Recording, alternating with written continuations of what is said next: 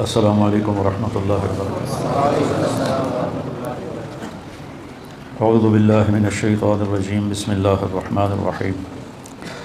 یا ایہا الذین آمنوا لم تقولون ما لا تفعلون کبر مقتا عند اللہ ان تقولوا ما لا تفعلون۔ اے ایمان والو، وہ بات کیوں کہتے ہو جو کرتے نہیں ہو؟ بہت بڑا جرم ہے اللہ کی بارگاہ میں کہ تم وہ کہو جو تم کہتے نہیں ہو۔ بسم اللہ الرحمن الرحیم، والصلاۃ والسلام علی رسول الکریم وعلی آلہ وصحبہ اجمعین۔ رمضان المبارک میں قرآن پاک کا کوئی نہ کوئی حصہ بیان کرتا رہتا ہوں، کئی سال سے معمول ہے۔ اس سال ارادہ کیا کہ یا ایھا الذین آمنوا کو میں، جو اللہ نے قرآن میں 190 دفعہ ہمیں خطاب کیا ہے، اے ایمان والو، اس کے بعد ہمارے لیے کوئی بہت بڑا پیغام ہوتا ہے، میں اس کو بیان کروں، لیکن وہ بہت ہی کم بیان ہو سکا کہ ہر یا ایھا الذین آمنوا کے 2-3 دن بات ہوتی رہی، کیونکہ میرا مقصد کوئی پورا قرآن ختم کرنا نہیں، بلکہ جو چیز سامنے آئے وہ اچھی طرح سمجھ میں آ جائے، اور لوگ یہاں لائیو بھی سن رہے ہوتے ہیں، ان تک بھی پیغام صحیح پہنچے۔ قرآن ہدایت نامہ ہے۔ ہدا کسے کہتے ہیں؟ ہدا سمندر میں پہاڑ کی نکلی ہوئی چٹان جو پانی سے باہر نکلی ہوتی ہے اور سورج کی روشنی سے وہ چمکتی ہے، اس کو ہدا کہتے ہیں۔ جب ہم اللہ سے کہتے ہیں اہدنا الصراط المستقیم، جب اللہ تعالیٰ کہتا ہے ہدن للمتقین، تو عرب کی دیہاتی زبان میں ہم یہ کہہ رہے ہیں کہ ہمیں وہ چٹان دکھا جس کو دیکھ کر راستہ ہمیں صحیح معلوم ہو جائے۔ پہلے تھوڑا سا اس کا پس منظر سمجھیں کہ عرب سمندری سفر سے ڈرتے تھے، اس لیے اس واحد ملک ہے سعودیہ جو اتنا بڑا ہے کہ پاکستان سے 5 گنا بڑا ہے، اور اس میں ایک دریا بھی نہیں، اور عجب بات ہے کہ جزیرہ نما ہے، 3 طرف اس کے سمندر ہے، اور اس کے باوجود میں نہیں، یہ پوری دنیا کا واحد ملک ہے جس میں دریا نہیں ہے، اور بارشیں انتہائی کم ہیں۔ پہاڑوں کی بناوٹ ایسی ہے کہ مونسون ہوائیں ٹکرا کے واپس مڑ جاتی ہیں، برستی نہیں۔ اللہ نے اس کو صحرا رکھا کہ کوئی قوم اس کا لالچ میں آ کر اسے فتح کرنے کے چکر میں نہ پڑے۔ تو عرب سمندری سفر سے، پانی سے گھبراتے تھے، لیکن سمندری سفر تو کرنا ہی پڑتا تھا۔ تو اس زمانے میں رات کو بالنجم ہم یہتدون، رات کو ستاروں کو دیکھ کے وہ اپنی راہیں متعین کرتے تھے، اور دن میں سمندر میں نکلی ہوئی پہاڑی چوٹیاں وہ ان کی نشانی ہوتی تھی، جس کو ہدا کہتے ہیں۔ ایسے کہ یہ جو چوٹی ہے اس سے جدہ کی طرف راستہ مڑتا ہے، یہ جو چوٹی ہے اس سے یمبو کی طرف راستہ مڑتا ہے، یہ جو چوٹی ہے اس سے عقبہ کی طرف راستہ مڑتا ہے۔ کمپاس کوئی نہیں، نقش نہیں، تو ان کے لیے پہاڑ کی چوٹی راستہ دکھانے والی ہوتی تھی، تو اس کو کہتے تھے ہدا۔ اگر وہ چوٹی خطا ہو جاتی اور اس سے دائیں بائیں ہو جاتے تو پھر وہ سمندر کے پانی میں ہی بھٹک بھٹک کے قدرتی کوئی ان کو راستہ مل جائے تو مل جائے، ورنہ سمندر میں بھٹک کے مر جانا ہی مقدر ہوتا تھا۔ تو اس لیے اس چوٹی کی انتہائی اہمیت ہوتی تھی، نظریں گاڑ کے رکھتے تھے۔ تو اللہ نے بدوؤں پہ قرآن اتارا ہے، کوئی یونان کے فلسفیوں پر، منطقیوں پر نہیں اتارا کہ قرآن سمجھنے کے لیے منطق کی ضرورت ہو، اس سے بڑا احمقانہ کوئی بول ہی کوئی نہیں۔ تو بدو کی زبان میں وہ پہاڑ کی چوٹی ہے جہاں سے اس نے راستہ پکڑنا ہے، ورنہ وہ ہلاک ہو جائے گا۔ تو اللہ تعالیٰ کہہ رہا ہے یا اللہ ہمیں بھی چوٹی، یہ دعا مانگو، اہدنا، ہمیں بھی وہ چوٹی دکھا، ہمیں ہدایت دے، یعنی ہمیں وہ چوٹی دکھا جس سے ہم سیدھے راستے کی طرف مڑ جائیں۔ یہ ایک پہاڑ کی چوٹی ہے اور اس سے یوں راستہ مڑ رہا ہے، تو اس وقت ان کی نظریں ہوتی تھیں، بادبان اس کے مطابق فٹ کر لیے جاتے تھے۔ تو اللہ ہمیں کہہ رہا ہے کہ مجھ سے مانگو کہ میں تمہیں وہ چوٹی دکھاؤں جس کو پکڑ کر تم سیدھے راستے پہ چل پڑو گے۔ انسانیت ایک سمندر ہے، اس کو یہاں اللہ کیسے فٹ کیا ہے؟ انسانیت ایک سمندر ہے، اور اس میں اور آپ کشتی کی مانند ہیں، میرا اور آپ کا وجود ایک کشتی کی مانند ہے۔ اس انسانیت کے سمندر میں ہم نے وہ سیدھا راستہ تلاش کرنا ہے جس سے ہماری دنیا بھی بنے، ہماری آخرت بھی بنے۔ تو اس راستے کو تلاش کرنے کے لیے اس چوٹی کا ڈھونڈنا ضروری ہے جس سے مجھے آگے راستہ ملے گا۔ ایک دفعہ میں عرفات میں اپنے خیمے سے نکلا کچھ دوستوں کے خیمے کے پاس جانے کے لیے، اور راستے میں نشانیاں لگاتا ہوا گیا۔ اب مجھے کیا خبر تھی کہ شام کو نقشہ ہی تبدیل ہو جائے گا۔ جب میں عصر کے بعد باہر نکلا تو ساری نشانیاں ٹوٹی پڑی تھی، تو میرا کلیجہ ایسے اچھل کے منہ کو آ گیا کہ اوئی ہوئی کیا بنے گا، کہ اب میں کدھر جاؤں؟ حالانکہ مجھے عربی آتی ہے اور میں کسی سے بھی راستہ پوچھ سکتا ہوں، لیکن اب نہ مجھے اس خیمے کے نمبر پتہ۔ میں تو اطمینان سے نکلا، یہ نشانی یہ نشانی یہ نشانی یہ، اور یہاں یہ آ گیا میرے دوستوں کا خیمہ۔ جب نکلا تو ساری نشانیاں ٹوٹی پڑی تھی۔ تو اس وقت جو میری کیفیت ہوئی 1 گھنٹے کے لیے، میں اندازے سے چلتا گیا اور اپنے خیمے میں پہنچا۔ اس شک والی کیفیت میں میری جان نکل رہی تھی، حالانکہ ویسا مسئلہ نہیں تھا۔ میں نے تو اگر نہ بھی ملتا تو میں پیدل ہی چلا جاتا، مزدلفہ کی طرف لوگ پیدل جا رہے تھے۔ تو زندگی کا راستہ اگر گم ہو جائے، زندگی کا راستہ گم ہو جائے، جس راستے پہ چل کر زندگی کامیابی سے ہمکنار ہوتی ہے، اگر وہ گم ہو جائے تو ہلاکت، تباہی، بربادی۔ آپ جا رہے ہو نا گاڑی میں، اور ایک موڑ آپ غلط مڑ جائیں تو آپ سٹ پٹا جاتے ہیں کہ غلط ایگزٹ لے لیا جائے، اب وہ دوبارہ چکر کاٹ کے آنا پڑے گا۔ ایک موڑ آپ غلط مڑ جاؤ تو آپ کا دماغ ہل جاتا ہے۔ اگر پوری زندگی کے سفر کا موڑ غلط مڑ گئے تو کیا حال ہوگا؟ تو اللہ تعالیٰ نے پھر ہمیں سیدھا راستہ دکھانے کے لیے کہا، ہم نے مانگا اہدنا، ہمیں وہ چوٹی دکھا جس سے آگے ہمیں سیدھا راستہ ملے گا، الصراط المستقیم۔ تو اللہ تعالیٰ نے کہا ھدی للمتقین ذالک الکتاب الف لام میم ذالک الکتاب لا ریب فیہ ھدی للمتقین۔ یہ ایک تمہارے لیے پہاڑ کی چوٹی آ رہی ہے۔ یہ قرآن جیسے پہاڑ کی چوٹیاں بحری جہازوں کے لیے راستے کا نشان بنتی ہیں، یہ میرا قرآن ہے، یہ تمہاری زندگی کے صحیح راستے کا رہبر بنے گا اور نشاندہی کرنے والا بنے گا۔ اس کو مضبوطی سے پکڑو۔ اس لیے میرے نبی نے فرمایا تھا وَإِذَا الْتَبَسَتْ عَلَيْكُمُ الْأُمُورُ كَقِطْعِ اللَّيْلِ الْمُظْلِمِ، جب تم پر اندھیری رات کی طرح فتنے ٹوٹ پڑیں تو تم کیا کرو؟ علیکم بالقرآن، قرآن کو مضبوطی سے تھام لو، اسے سینے سے لگا لو، اس میں کھوج نکالو میری کامیابی کہاں ہے، کس طرح ہے۔ فَإِنَّهُ مَاحِلٌ مُصَدَّقٌ وَشَافِعٌ مُشَفَّعٌ، جس کے بارے میں یہ سفارش کرے گا وہ کامیاب ہوگا، جس کے بارے میں یہ جھگڑا کرے گا وہ ہلاک و برباد ہو جائے گا۔ تو قرآن ہے ہدا، یہ وہ پہاڑ کی چوٹی ہے جس سے ہمیں صراط مستقیم ملے گا، جو ہم نے کہا تھا صراط الذین انعمت علیہم، جن پر تیرا انعام ہوا ان لوگوں کا ہمیں راستہ بتا۔ تو وہ کوئی سائنسدان تو نہیں بتا سکتا تھا، تو اللہ نے اپنے محبوب صلی اللہ علیہ وسلم کو منتخب فرمایا اور ان پر اس قرآن کو نازل فرمایا۔ پہلے آسمانی کتابیں اترتی تھیں تو آسمان کے دروازے بند نہیں کیے جاتے تھے، کھلے رہتے تھے، شیطان اوپر جاتے تھے، آسمان کے فرشتوں کی باتیں سن کر جھوٹی سچی ملا کر کاہنوں کو بتاتے تھے۔ لیکن جب قرآن اترنا شروع ہوا تو آسمان کے دروازے بند کر دیے گئے۔ انا كنا نقعد منها مقاعد للسمع فمن يستمع الآن يجد له شهابا رصدا ولا ندري اشر اريد بمن في الارض ام اراد بهم ربهم رشدا، کہ شیطانوں نے آ کے بڑے شیطان سے کہا کہ مارے گئے، پہلے تو آسمانوں پہ جاتے تھے تو دروازے کھلے ہوتے تھے، ہم کوئی نہ کوئی شد بدھ سن لیتے تھے، اب تو وہاں پہرا لگ گیا ہے اور جو قریب جاتا ہے اس کو آگ کا انگارہ پڑتا ہے، وہ خاکستر ہو جاتا ہے، راکھ ہو جاتا ہے، یہ کیا ہوا ہے؟ تو شیطان نے کہا کہ چکر لگاؤ، کوئی دنیا میں تبدیلی آئی ہے۔ تو پھر نصیبین عراق کا ایک شہر ہے، وہاں کے جنات کی ایک جماعت کا گزر ہوا مکہ سے، تو آپ ایک وادی میں کھڑے قرآن پڑھ رہے تھے، وَإِذْ صَرَفْنَا إِلَيْكَ نَفَرًا مِنَ الْجِنِّ يَسْتَمِعُونَ الْقُرْآنَ قُلْ أُوحِيَ إِلَيَّ أَنَّهُ اسْتَمَعَ نَفَرٌ مِنَ الْجِنِّ۔ تو جنات نے قرآن سنا تو ان کا اوہو، یہ ہے وہ لگتا ہے بڑا واقعہ جس کی وجہ سے آسمان کے دروازے بند ہو گئے ہیں۔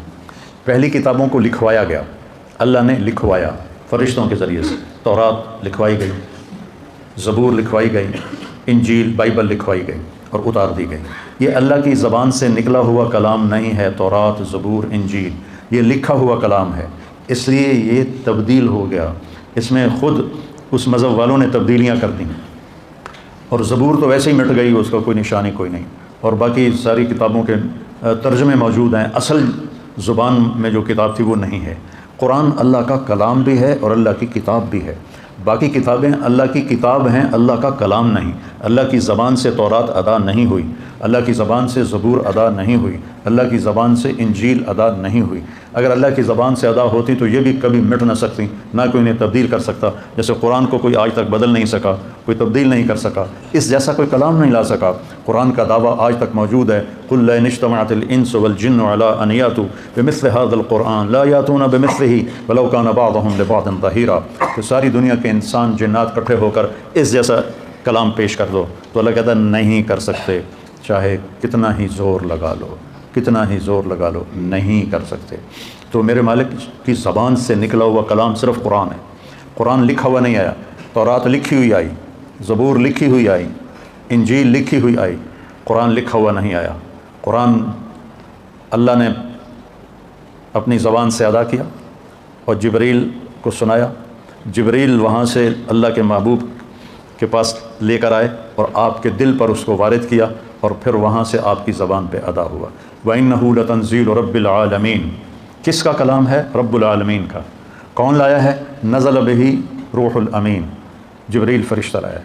کہاں کس کے پاس لے کر آیا ہے؟ علی قلبک، ہمارے نبی کے دل پر اس کو اتارا ہے۔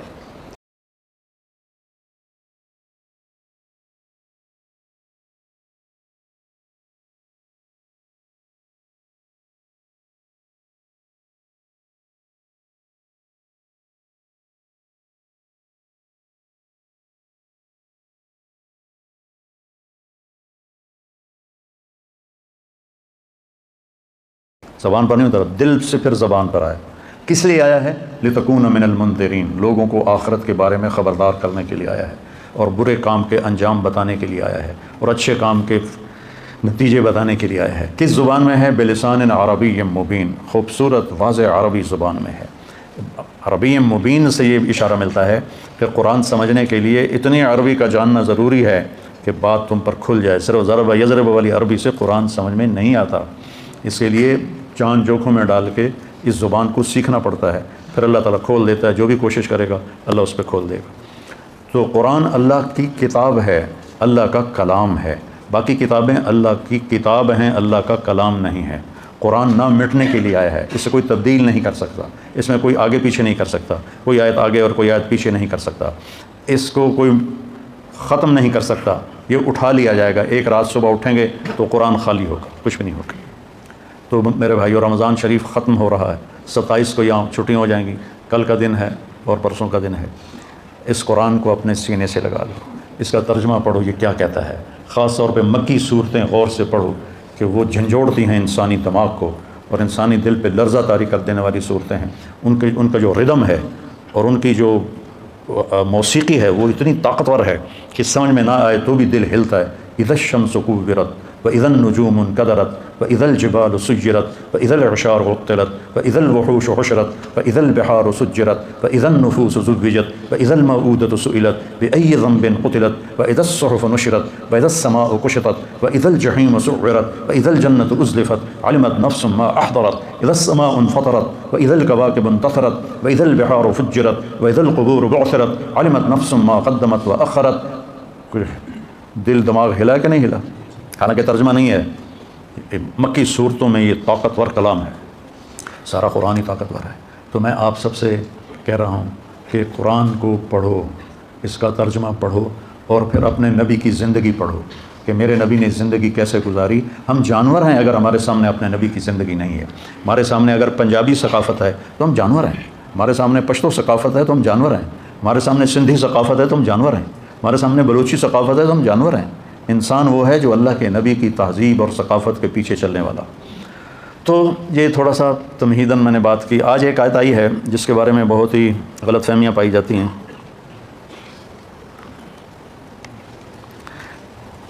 اے ایمان والو، یا ایھا الذین آمنوا لم تقولون ما لا تفعلون، جو کرتے نہیں وہ کہتے کیوں ہو۔ اس آیت سے ایک بہت غلط مفہوم سمجھا جاتا ہے کہ کسی کو اچھائی کی بات کرنے کے لیے ضروری ہے کہ پہلے خود عمل کرو۔ یہ اس آیت کے بارے میں مطلب سمجھا جاتا ہے کہ جب تک خود عمل نہ ہو کسی کو ہم عمل کی دعوت نہیں دے سکتے۔ جب تک میں خود روزے نہیں رکھ رہا میں کسی کو روزہ رکھنے کی دعوت نہیں دے سکتا۔ جب تک میں خود داڑھی نہیں رکھ لیتا میں کسی کو داڑھی رکھنے کی دعوت نہیں دے سکتا، جب تک میں خود نماز نہیں پڑھتا میں کسی کو نماز کی دعوت نہیں دے سکتا۔ یہ غلط مفہوم اس آیت کے بارے میں سمجھا جاتا ہے۔ اگلی آیت اس مفہوم کو صاف کرتی ہے۔ اگلا جملہ، کبر مقتن عند اللہ ان تقولوا ما لا تفعلون، بہت بڑا وبال ہے، جرم ہے اللہ کی بارگاہ میں تم وہ کہو جو کہتے نہیں ہو، جو کرتے نہیں ہو۔ اب میں آپ کو ایک مثال دے کے پوچھتا ہوں، اللہ کہہ رہا بہت بڑا جرم ہے کہ تم جو کرتے نہیں وہ کہو۔ تو میں ایک مثال دیتا ہوں۔ ایک شرابی کسی دوسرے دوست سے کہتا ہے کہ یار شراب نہ پینا، میں تو پھنس گیا ہوں، شراب نہ پینا، تو یہ اس نے گناہ کیا ہے یا کوئی اچھی بات کی ہے؟ بولو۔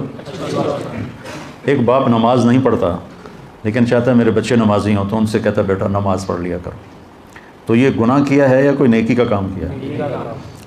ہمارے دیہاتوں میں لوگ ان پڑھ ہیں، قرآن نہیں پڑھے ہوئے، نماز بھی ٹوٹی پھوٹی ہے، تو ہم نے وہاں اب گاؤں میں بہت جگہ مدارس ہیں ماشاءاللہ، تو گاؤں کے چھوٹے چھوٹے بچے وہ پکڑ کے وہاں بلاتے ہیں، ان کو قرآن پڑھاتے ہیں، اور ان کے والدین خود ان کو بھیجتے ہیں۔ اب نہ ماں پڑھی ہوئی ہے قرآن، نہ باپ پڑھا ہوا ہے، اور وہ اپنے بیٹے کو قاری صاحب کے ساتھ بھیج دیتا ہے کہ جا جا پتر پڑھ، جا پتر پڑھ، خود تو وہ سورۃ فاتحہ کے سوا کچھ جانتا نہیں، تو کیا اس نے یہ جرم کیا ہے کہ بیٹے سے کہے آگے بیٹا کہے آپ تو پڑھیا نہیں، مینوں کیوں آندا پیا، جا پہلے تو آپ پڑھ۔ یہ اس طرح کا یہ بہت بڑا مس انڈرسٹینڈنگ ہے اس آیت کے بارے میں۔ اپنے کرتوت تو پہلے ویکھو پھر سانوں تبلیغاں کریا جائے، پہلے اپنے کرتوت ٹھیک کرو پھر سانوں تبلیغاں کریا جائے۔ جو مجھے 3 دن کے لیے لے گیا تھا وہ کلین شیو ہی مرا رہا، ساری زندگی کلین شیو رہا اور کلین شیو ہی مر گیا، تو میں اس کو کہتا تیرے منہ تے تو داڑھی نہیں، تو کیڑی تبلیغ کرنا آ گیا، چل بھجا۔ تو آج مجھ سے بڑے گھاٹے والا کون ہوتا؟ اس آیت کا مطلب بالکل یہ نہیں ہے کہ الدال علی الخیر کفاعلہ، کسی کو نیکی کی بات بتانے والا اور اگر وہ نیکی کا کام کر لے تو کہنے والے کو بھی اس کا اجر ملتا ہے، اور آیت کے بارے میں یہ مفہوم سمجھا جا رہا ہے جب تک خود عمل نہ ہو تو ہمیں تو دعوت دینی نہیں چاہیے۔ اس کے ساتھ آپ کو ایک قرآن کی آیت سناتا ہوں۔ لعن الذین کفروا من بنی اسرائیل علی لسان داؤد وعیسی ابن مریم ذلک بما عصوا وکانوا یعتدون کانوا لا یتناہون عن منکر فعلوہ۔ بنی اسرائیل پر لعنت برسی داؤد علیہ السلام اور عیسیٰ ابن مریم کی زبان سے، اس کی وجہ یہ ہے کہ وہ گناہوں میں بہت آگے چلے گئے تھے، نمبر 1۔ نمبر 2، کانوا لا یتناہون، نہیں روکتے تھے، غور سے سننا، نہیں روکتے تھے عن منکرن، اس گناہ سے اور لوگوں کو، فعلوہ، جس گناہ کو وہ خود کر رہے ہوتے تھے اس گناہ سے وہ اوروں کو نہیں روکتے تھے۔ اس پر اللہ ان پہ لعنت برسا رہا ہے، ایک ان کی نافرمانی اور ایک یہ کہ تم خود گناہ گار ہو تو کسی کو دیکھتے ہو تو اس کو روکو تو صحیح۔ سبحان اللہ، کتنا کلیئر اللہ نے کر دیا ہے۔ لا یتناہون عن منکر فعلوہ، نہیں روکتے تھے اس گناہ سے جو وہ خود کر رہے ہوتے تھے۔ تو اس آیت کے مطابق تو اسے روکنا چاہیے نہیں، خود شراب پیتا ہے تو اسے تو شراب سے نہیں روکنا چاہیے، خود نماز نہیں پڑھتا تو اسے نماز کے لیے نہیں کہنا چاہیے، تو سارا سسٹم وہ تباہ ہو جائے گا اگر یہ مفہوم صحیح لیا جائے۔ تو پھر اس آیت کا مفہوم کیا ہے؟ اس آیت کا مفہوم یہ ہے کہ جو تم کر نہیں رہے اس کے بارے میں کیوں کہتے ہو کہ میں نے کیا ہے؟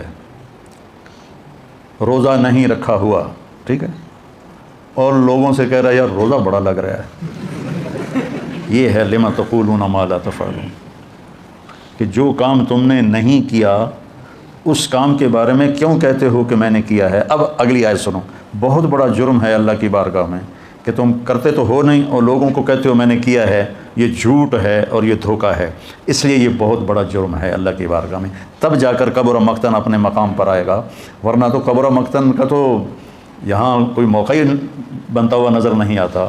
جس نے مجھے عالم بننے کی ترغیب دی وہ ایک کوثر نام تھا اس کا، پشاور کا تھا، اور ایک اس کا جنرل سٹور تھا، اور میری رائمنڈ میں اس کے ساتھ تشکیل ہو گئی۔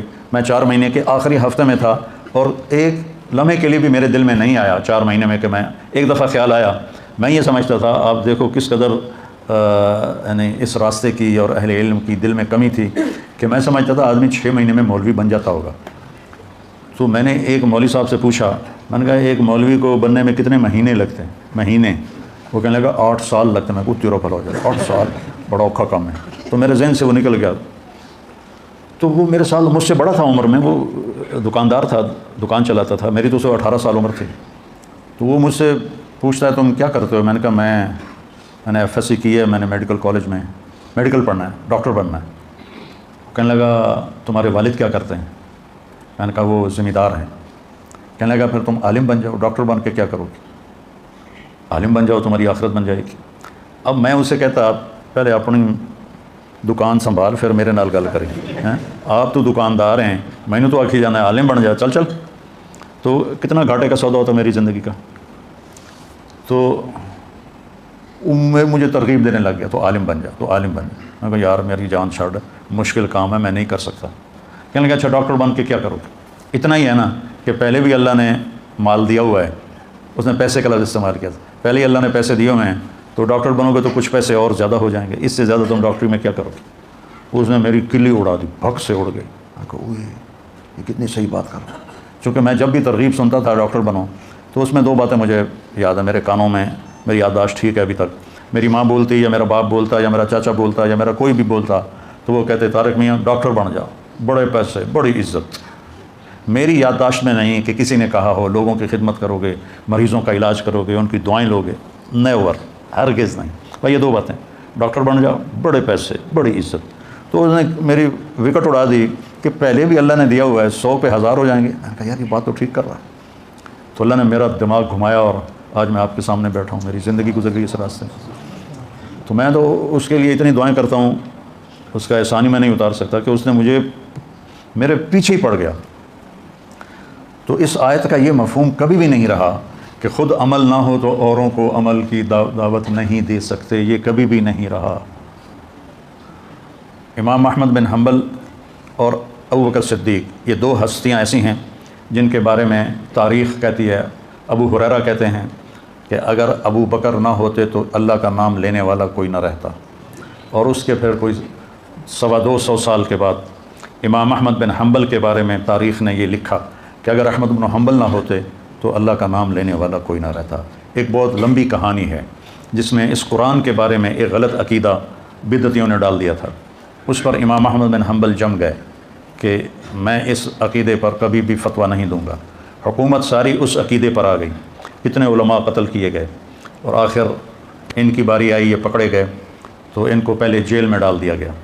اس وقت معتصم باللہ ہارون رشید کا بیٹا وہ خلیفہ تھا، امیر المومنین تھا، اور وہ بھی اسی عقیدے کا تھا۔ اس سے پہلے مامون رشید کا دماغ پھرا اور وہ لائن سے اترا، اور آپ طلبہ بیٹھے ہوئے میں سب سے پہلا شخص جو امت محمد میں منطق کو لایا وہ مامون رشید تھا۔ اگر یہ کم وقت ہدایت کا ذریعہ ہوتی تو مامون تو گمراہ نہ ہوتا۔ منطقی دلائل سن کر اور وہ قرآن کے مخلوق ہونے کا دعویٰ کر بیٹھا۔ وہ حافظ حدیث تھا اور حافظ قرآن تھا اور حافظ الحدیث تھا، اور ایسا پٹڑی سے اترا، ایسا پٹڑی سے اترا، کتنے بڑے بڑے علماء اس نے قتل کروائے، اور کتنے سال تک امت اس فتنے سے گزرتی رہی اور مصیبت اٹھاتی رہی۔ تو سبب اس کا منطق تھی، منطق۔ تو احمد بن حنبل رحمہ اللہ کو قید کیا گیا، اور پھر ایک دن طے ہوا کہ اس کو دربار میں پیش کیا جائے۔ تو احمد بن حنبل فرماتے ہیں کہ مجھے خیال آیا کہ میں بوڑھا ہو گیا ہوں اور میں یہ حکمرانوں کے کوڑے برداشت نہیں کر سکتا، میں ان کی سزا برداشت نہیں کر سکتا، تو میں بھی جان بچانے کے لیے کہہ دوں گا ٹھیک ہے قرآن مخلوق، چونکہ جان بچانے کے لیے کلمہ کفر کہنا جائز ہے۔ کہنے کہ یہ میرے اندر خیال آ گیا۔ جس دن مجھے لے جا رہے تھے دربار میں، بیڑیوں میں اور چھتوں پہ عورتیں اور گلی میں لوگ اور ایک رش رولا، ایک قداور آدمی مجمع کو چیرتا ہوا آگے آیا۔ وہ اتنا قداور تھا کہ لوگوں میں اس کا قد نمایاں نظر آ رہا تھا۔ وہ کہتا احمد یا احمد۔ تو اس کی گرجدار آواز سن کر امام احمد نے سر اٹھایا تو کہنے لگا اتعرفنی، مجھے جانتے ہو؟ انہوں نے فرمایا نہیں، میں نہیں جانتا۔ کہنا ابو الہیثم، انا ابو الہیثم، میں ابو الہیثم ہوں، بغداد کا سب سے بڑا چور۔ یاد رکھو مجھے اس جرم کی سزا میں 18,000 کوڑے لگ چکے ہیں اب تک، اور میں نے وہ چوری نہیں چھوڑی، تم کوڑوں کے ڈر سے حق نہ چھوڑ دینا۔ احمد بن حنبل فرماتے ہیں اس نے مجھے زندہ کر دیا، میرے اندر لہر دوڑ گئی۔ ایک چور کی دعوت نے امام وقت کو ہدایت کا راستہ دکھا دیا، چور کی دعوت، اور کہہ رہا ہے کہ ابھی تک میں نے چوری نہیں چھوڑی، اور مجھے مختلف اوقات میں جو کوڑے پڑے ہیں 18,000 کوڑے پڑے ہیں، اور میں نے چوری نہیں چھوڑی، دیکھو تم حق نہ چھوڑ دیں۔ تو امام احمد بن حنبل تن گئے، کہنے مجھے اس نے بیٹھے بیٹھے شروع ہو جاتے رحم اللہ ابو الہیثم، رحم اللہ ابو الہیثم، زور زور سے کہنا شروع کرتے اللہ ابو الہیثم پہ رحم فرما۔ ایک دن بیٹے نے پوچھا یہ ابو الہیثم کون ہے؟ آپ نے کبھی بتایا نہیں ہمیں کہ ابو الہیثم کون ہے؟ تو پھر یہ سارا قصہ سنایا جو میں نے آپ کو سنایا کہ وہ شخص ہے جس نے میرے ایمان کو زندہ کر دیا اور میں ان کے کوڑے کھانے کے لیے تیار ہو گئی۔ تو پھر وہی ہوا، احمد بن ابی داود ان کا مفتی تھا اور احمد بن حنبل اہل السنت کے اس وقت ترجمان تھے۔ اس نے کہا یہ میرے نزدیک واجب القتل ہے، اس کا قتل، اس کا خون میرے ذمہ ڈال دو، اسے قتل کر دیا جائے۔ تو معتصم تھوڑا ڈرتا تھا کہ بہت بڑی شخصیت ہے، تو اس نے کہا کہ کون ہے جو ان کو کم سے کم کوڑوں میں ہلاک کر دے؟ تو ایک حبشی کھڑا ہوا، اس نے کہا جو میرے 10 کوڑے کھا لیتا ہے وہ زندہ نہیں رہتا۔ انہوں نے کہا تم اور اس کے کوڑے لگاؤ۔